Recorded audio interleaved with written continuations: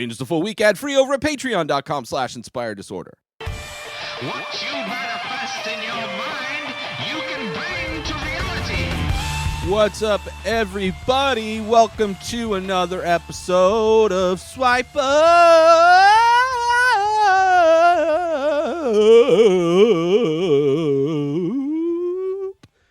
The 117th episode where I share some of my favorite posts from Instagram and sometimes sing horribly to start.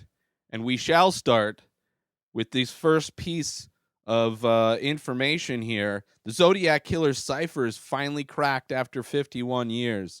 Zodiac, a movie that is pretty fun. It's a pretty good movie. It's been a while since I've watched it. Kind of long. But what I remember about that movie is that they did so much research. It like brought up like new leads. So I'd be curious to know if the leads that they came up with in Zodiac, which was a movie that came out probably over a decade ago, considering how fast time moves, except for 2020. 2020 is the slowest year in human history, but everything leading up to it seemed to fly by. But yeah, it's let me read this. In November 1969, after murdering the last of his 5 known victims, the Zodiac Killer sent a letter to the San Francisco Chronicle that included a 340-character cryptogram in which it went unsolved for 51 years. 3 code breakers just cracked it. Go to the link in our bio and blah, blah, blah, and see how it all worked out. First off, how do you get a job being a code breaker? It's a job that it seemed like only worked in submarines during World War II.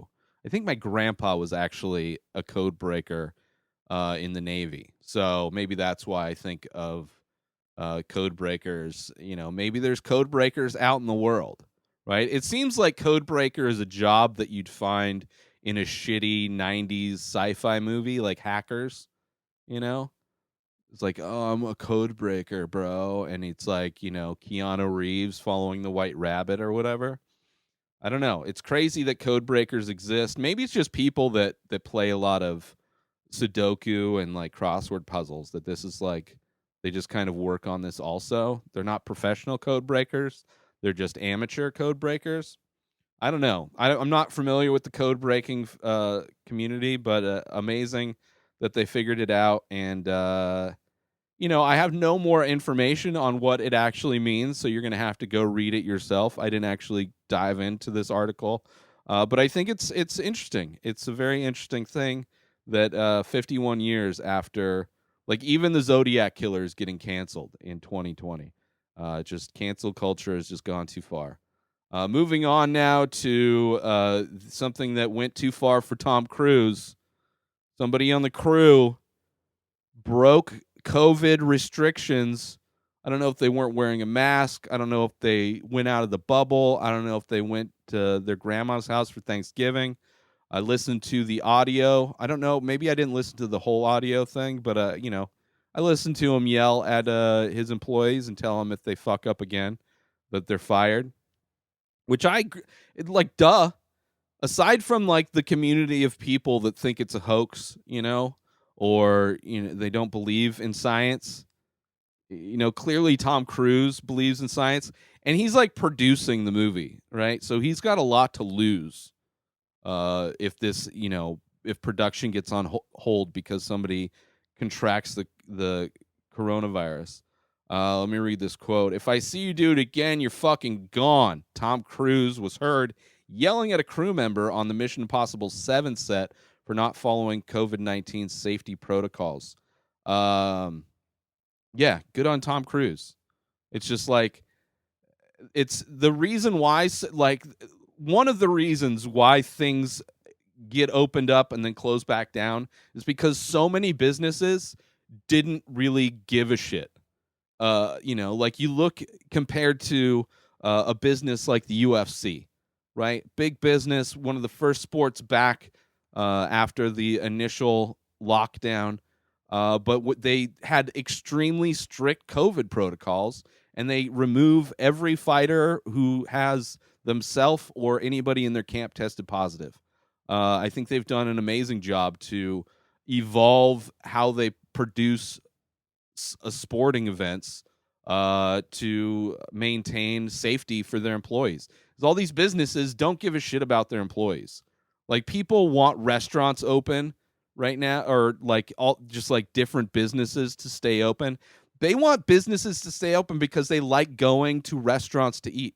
They don't care about the safety of the employees that work there. The owners of the restaurants don't give a fuck about the safety of their employees. It's not like they're paying their employees. They're not giving them health insurance. They don't care about the safety of their employees, right? All they care about is not being sued. So, Tom Cruise, good on you. I'm looking forward to Mission Impossible 7. The Mission Impossible series, one of the best franchises. A really fun action franchise, and really cool to see Tom Cruise, taking the Jackie Chan approach and doing all of his own stunts. Also looking forward to the Top Gun remake where he flies the fighter jets himself. But yeah, wear your mask, people. Wear your mask. Business owners don't care. The government doesn't care. Most of the government's trying to protect businesses, big businesses. They don't want them to get sued. They want to do everything not to take care of the people that are suffering. If the government treated this thing like other countries did and locked it down in time and gave everybody money to live on while everything shut down, then we would be in a completely different headspace, right? People wouldn't be desperate to go to work in dangerous conditions because they're going to get evicted. All right, so moving on to some good news. Despite all of the bad news that's going on, one of the collateral damages of this pandemic is gyms closing down. Gyms not just closing down in the U.S., but gyms closing down all over. And the SBG gym out in Ireland was shut down. Tonight we close our doors in the gym for the last time. Unfortunately, we are forced to shut our gym down. To say I'm heartbroken is an understatement. The COVID pandemic has been tough on us all, and we can no longer keep the gym going. Due to the mounting rent bills during lockdown, we just can't sustain. This is from the SBG Port Arlington Instagram account or Twitter account. And then this next post, we from the lowest of lows to the highest of highs, we are not closing. Our teammate and friend, the notorious MMA, aka Conor McGregor, has decided to help us out and keep the gym running. We will be eternally grateful. Which that makes sense. I mean, Conor McGregor, one of the wealthiest athletes in the world. SBG, the gym for which he came from, stepped in to help, which that's good. I know it seems like they had drama at points, but that's good to see. I mean, here's the thing. There's a lot of billionaires in this world that can, if they wanted to, like, just clean their couch cushions out and really help people. But they don't. They want to just get more money. Get that money. Don't pay any taxes. Don't do anything to help any human being around you. Just look at those fictional numbers in your account rise. It's ridiculous. It's so ridiculous. All right, moving on anyway to some more good news. She Ready Foundation, Tiffany Haddish to launch She Ready internship program. Tiffany Haddish, an amazing comedian. She's also been blowing up in movies, starring in all kinds of movies. Pretty much the best part in a lot of movies that she's in. She makes them better than they should be. Starting her internship program for the She Ready Foundation, which she gives luggage to kids who are in foster care, which, kids who are in foster care generally move around a lot. They move from house to house a lot of the times, and their belongings generally get put into trash bags as they move. So the She Ready Foundation gives those kids suitcases to put their belongings in so they don't feel like garbage. I mean, it's a huge morality boost to have, kind of feel more like a traveler and less like something that the garbage man will pick up once a week. So great to hear that. Great to see that. Yeah, I love to. It's. I remember Tiffany when she was just a comic, going on podcasts, queefing into microphones, and now she's really giving back in a way that, because she herself came from foster care. So I'm a huge fan of that, and good on her. That's amazing. Now, last but not least, everybody out in the world of combat sports seems to want to take on Jake Paul, or Jake Paul wants to fight everybody else. Um, and Dana White saying that I'm thinking of letting Amanda Nunes knock his ass out. Amanda Nunes saying that she's in. I think it would be an easy fight for Amanda Nunes. She is, pound for pound, one of the best fighters in the UFC, male or female. Most dominant female fighter by far.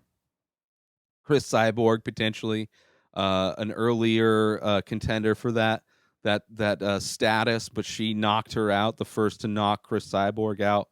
She destroyed Ronda Rousey.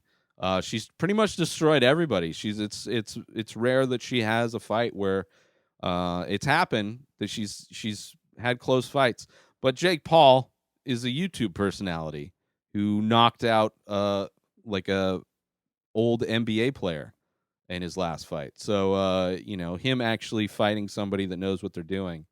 There's a lot of other people trying to get that fight too. I think Jake Paul's trying to get a fight with Conor McGregor, which is just ridiculous. I mean, anybody he fights, he's going to lose to, for the most part. I don't know what weight class he is or how tall he is, but I would not mind seeing Amanda Nunes do it. I mean, that would be hilarious to watch him. I mean, he would just get pieced up.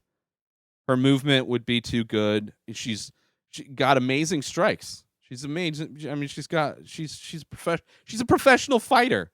She's been doing professional fighting her whole life. Jake Paul is a YouTube guy that got into boxing. It's ridiculous. But yeah, it'd be interesting to see what happens with that. Let's do some shout outs and get out of here, shall we? Shout out to Wired. Shout out Looper HQ, ESPN MMA, Notorious MMA, She Ready Foundation, Tiffany Haddish, and MMAJunkie.com. But most importantly, shout out to you.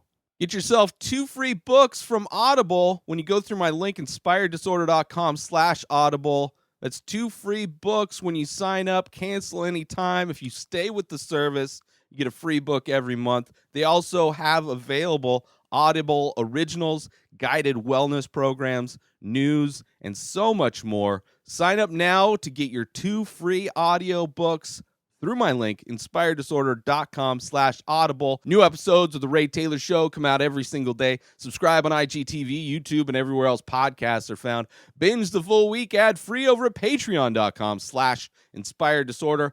Buy Ray Taylor Show merch over at inspireddisorder.com and follow the show on Instagram at Ray Taylor Show. Have a wonderful day, everybody. Peace out.